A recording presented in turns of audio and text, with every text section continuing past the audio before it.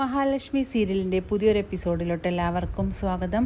അങ്ങനെ മഹാലക്ഷ്മി പ്രതാപനെ നിർത്തിപ്പൊരിക്കുന്നുണ്ട്. എന്നിട്ട് പ്രതാപനോടായിട്ട് പറയുന്നുണ്ട്, ഇത്രയും വർഷമായിട്ടും കണ്ണേട്ടനെ എൻ്റെ മുന്നിൽ കൊണ്ട് നിർത്തിയത് ദൈവങ്ങളാണെന്നും നിങ്ങളും നിങ്ങളുടെ കൂട്ടരും ഇപ്പോൾ ഭയത്തിൻ്റെ മുൾമുനയിൽ നിൽക്കുന്നുണ്ടെങ്കിൽ അത് നിങ്ങൾ ചെയ്ത പ്രവൃത്തികളുടെ ഗുണമാണെന്നെല്ലാം മഹാലക്ഷ്മി പറയുന്നുണ്ട്.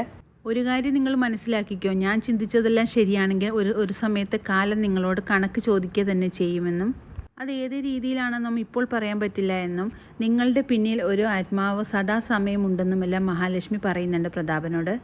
ഒരു മകനെ സ്നേഹിച്ച് കൊതി തീരാത്ത ഒരു അച്ഛൻ്റെ ആത്മാവാണ് നിങ്ങളുടെ പിറകെ ഉള്ളതെന്നുമെല്ലാം മഹാലക്ഷ്മി പറയുന്നുണ്ട്. അപ്പോഴേക്കും കണ്ണൻ അങ്ങോട്ട് വരുന്നുണ്ട്. എന്നിട്ട് പറയുന്നുണ്ട്, അവിടെ ഇരിക്കാൻ പറ്റുന്നില്ല മഹി, അമ്മായി ആണെങ്കിൽ പിച്ചും പെയ്യും എല്ലാം പറഞ്ഞുകൊണ്ടിരിക്കുകയാണെന്ന് പറയുമ്പോൾ പ്രതാപനും പറയുന്നുണ്ട്, ആ കണ്ണൻ്റെ ഭാര്യയും ഇവിടെ പിച്ചും പെയ്യും പറഞ്ഞുകൊണ്ടിരിക്കുകയാണെന്ന് പറയുകയാണ്.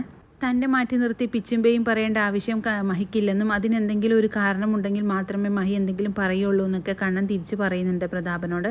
കണ്ണേട്ടൻ്റെ അമ്മാവനും കരുണയുടെ അച്ഛനും പണ്ട് മുതലേ കൂട്ടുകാരല്ലേ. അപ്പോൾ ഇവരുടെ ലോറിയെങ്ങാനുമാണോ കണ്ണേട്ടൻ്റെ അച്ഛനെ ഇടിച്ച് വീഴ്ത്തിയതെന്ന് അറിയില്ലല്ലോ, എനിക്കതൊരു സംശയമുണ്ടെന്ന് പറയുന്നുണ്ട്. അപ്പോഴേക്കും കണ്ണൻ പറയുന്നുണ്ട്, ഞാൻ അന്വേഷിച്ചുകൊണ്ട് നടക്കുന്ന ഒരു ലോറിയാണതെന്നും എൻ്റെ അച്ഛൻ്റെ കൊലയാളിയാണെന്നും പറയുമ്പോഴേക്കും പ്രതാപം പറയുന്നുണ്ട്, അയ്യോ എൻ്റെ ലോറി തട്ടി ആരെയും ഞാൻ കൊന്നിട്ടൊന്നുമില്ല, ഞാൻ ഡ്രൈവിംഗ് പഠിക്കുന്ന സമയത്ത് മതലിലെങ്ങാനും 1-2 പ്രാവശ്യം ഇടിച്ചതല്ലാതെ വേറൊന്നും ഞാൻ ആരെയും കൊന്നിട്ടൊന്നുമില്ല എന്നെല്ലാം പറയുന്നുണ്ട്. പിന്നീട് മഞ്ജു അങ്ങോട്ടേക്ക് വരുന്നുണ്ട്. അന്നേരം സീമന്തിന് ചോദിക്കുന്നുണ്ട്, അമ്മാവൻ ഹോസ്പിറ്റലിലാണെന്ന് അറിഞ്ഞിട്ട് നിനക്കൊരു വിഷമവുമില്ലേ മഞ്ജു, നീ എന്താണ് ഹോസ്പിറ്റലിലോട്ട് വരാത്തതെന്ന് ചോദിക്കുമ്പോഴേക്കും മഞ്ജു പറയുന്നുണ്ട്, ഏട്ടത്തിക്ക് വെച്ച കെണിയിലല്ലേ അമ്മാവൻ വീണത്, അമ്മാവൻ ഏട്ടത്തിയെ കൊല്ലാനല്ലേ ശ്രമിച്ചത്, അതുകൊണ്ട് എനിക്കൊരു വിഷമവും ഇല്ല, എനിക്കതുകൊണ്ട് കാണണമെന്നുമില്ല എന്നെല്ലാം പറയുന്നുണ്ട്.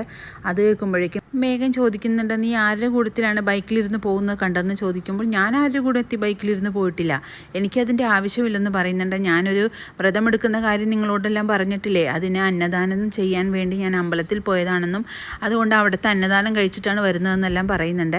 എന്നിട്ട് മഞ്ജു കയറി പോകുന്നുണ്ട്. അപ്പോഴേക്കും സീമന്തിന് പറയുന്നുണ്ട്, നീ നിൻ്റെ ഭാര്യയെ ഇങ്ങനെ കയറഴിച്ച് വിട്ടോ, അവൾ എവിടെ വേണമെങ്കിലും ആരുടെ കൂട്ടത്തിൽ വേണമെങ്കിലും പൊക്കോളൂ, അവസാനം നിൻ്റെ അടുത്ത് നിന്നും അവൾ നഷ്ടപ്പെടും, നീയല്ലേ അവൾക്ക് എപ്പോഴും സപ്പോർട്ടായിട്ട് നിൽക്കുന്ന, നിന്നോട് ഞാൻ എന്നും പറയാറുള്ളതല്ലേ അവൾ എങ്ങോട്ടാണ് പോകുന്നതെന്നൊക്കെ നിനക്കൊന്ന് അന്വേഷിക്കാൻ, അപ്പോഴേക്കും എല്ലാം നീ സപ്പോർട്ട് ചെയ്ത് നിൽക്കുമായിരുന്നല്ലോ, ഇപ്പോൾ എങ്ങനെയുണ്ട് മേഘ എന്ന് ചോദിച്ചുകൊണ്ട് സീമന്തിന് വഴക്ക് പറയുന്നുണ്ട്. പിന്നീട് മേഘനാണെങ്കിൽ മഞ്ജു ആരുടെ കൂടെയാണ് പോയതെന്ന് അറിയാൻ വേണ്ടി അവിടെയുള്ള കടയുടെ CCTV ക്യാമറ ചെക്ക് ചെയ്യുന്നുണ്ട്.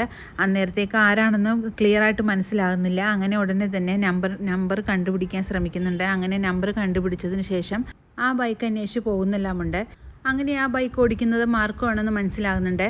അങ്ങനെ മഞ്ജുവിൻ്റെ കാമുകൻ മാർക്കോ ആണെന്നുള്ള കാര്യം മേഘനാഥൻ മനസ്സിലാക്കുന്നുണ്ട്. മേഘനാഥൻ തന്നെ ഫോളോ ചെയ്ത് വരുന്ന കാര്യം മാർക്കോക്ക് മനസ്സിലാകുന്നുണ്ട്. അങ്ങനെ മാർക്കോ ഈ കാര്യം സാഗറിനോടായിട്ട് പറയുന്നുണ്ട്, ആ മണ്ടൻ വിചാരിച്ചിരിക്കുന്നത് ഞാനും മഞ്ജുവും തമ്മിലാണ് സ്നേഹമെന്നാണ്, പക്ഷേ ഇതാണ് ഏറ്റവും വലിയൊരു അവസരം, നീ അവളെയും കൂട്ടി എത്രയും പെട്ടെന്ന് രജിസ്റ്റർ വിവാഹം ചെയ്യണം എന്ന് പറയുന്നുണ്ട്. അത് കേൾക്കുമ്പോൾ സാഗർ പറയുന്നുണ്ട്, അവൻ വെറുതെ ഇരിക്കുകയൊന്നുമില്ല, അവനാണെങ്കിൽ ഒരു പിശാചിൻ്റെ സ്വഭാവമാണ്, അവൻ എന്നെയും മഞ്ജുവിനെയും കൊന്നുകളയുമെന്നൊക്കെ പറയുന്നുണ്ട്. പക്ഷേ സാഗറിനോടായിട്ട് പറയുന്നുണ്ട് മാർക്കോ, അവനൊരു ചുക്കും ചെയ്യില്ല, നീ ധൈര്യമായിട്ടിരുന്നോളാനെല്ലാം പറയുന്നുണ്ട്. പിന്നീട് വാമദേവനോടായിട്ട് പറയുന്നുണ്ട്, നട്ടലിന് നല്ല ക്ഷതം സംഭവിച്ചിരിക്കുന്നത് കാരണം എത്ര നാളിങ്ങനെ ജീവിക്കുമെന്ന് പറയില്ല, അധികം കാലം ഇങ്ങനെ കിടന്ന കിടപ്പിൽ ജീവിക്കാൻ പറ്റില്ല എന്നൊക്കെ പറയുന്നത് കേൾക്കുമ്പോഴേക്കും വാമദേവൻ ആകെ വിഷമിക്കുന്നുണ്ട്. വാമദേവൻ മനസ്സിലോർക്കുന്നുണ്ട്, ഞാൻ ചെയ്ത പാപങ്ങൾക്കെല്ലാം ഒരു തിരിച്ചടിയായിട്ടാണല്ലോ ദൈവമേ എനിക്കിതെല്ലാം സംഭവിച്ചത് എന്ന് മനസ്സിൽ വിചാരിച്ച് വളരെയേറെ വിഷമിക്കുന്നുണ്ട്. അതിനുശേഷം പിന്നീട് കാണിക്കുന്നത് മഞ്ജുവിൻ്റെ അടുത്തോട്ടായിട്ട് മേഘനാഥൻ ഒരു ചീറ്റപ്പുലിയെ പോലെ വരുന്നുണ്ട്. എന്നിട്ട് മഞ്ജുവിൻ്റെ തൊണ്ടയിലെല്ലാം കയറി പിടിക്കുന്നുണ്ട്. എന്നിട്ട് പറയുന്നുണ്ട്, നീ ആ മാർക്കോയായിട്ടാണല്ലോ നീ ചുറ്റിക്കറങ്ങി നടക്കുന്നതെന്നും നിൻ്റെ പ്രേമം ഞാൻ കണ്ടുപിടിച്ചെന്നെല്ലാം പറഞ്ഞുകൊണ്ട് ഒരുപാട് ദേഷ്യപ്പെടുന്നുണ്ട്. തനിക്ക് അതിൻ്റെ അർഹതയില്ലെന്നും താൻ എന്നെ ഭരിക്കാൻ വരണ്ട എന്ന് പറയുന്നുണ്ട് മഞ്ജു. എനിക്കിഷ്ടമുള്ള പോലെ ഞാൻ ജീവിക്കുമെന്നും പറഞ്ഞുകൊണ്ട് മേഘനാഥൻ്റെ അടുത്ത് തട്ടിക്കയറുന്നുണ്ട് മഞ്ജു. ഇനിയുള്ള എപ്പിസോഡിലാണ് നമുക്ക് അതെല്ലാം കാണാൻ കഴിയുന്നത്. പുതിയൊരു എപ്പിസോഡിനായിട്ട് നമുക്ക് കാത്തിരിക്കാം.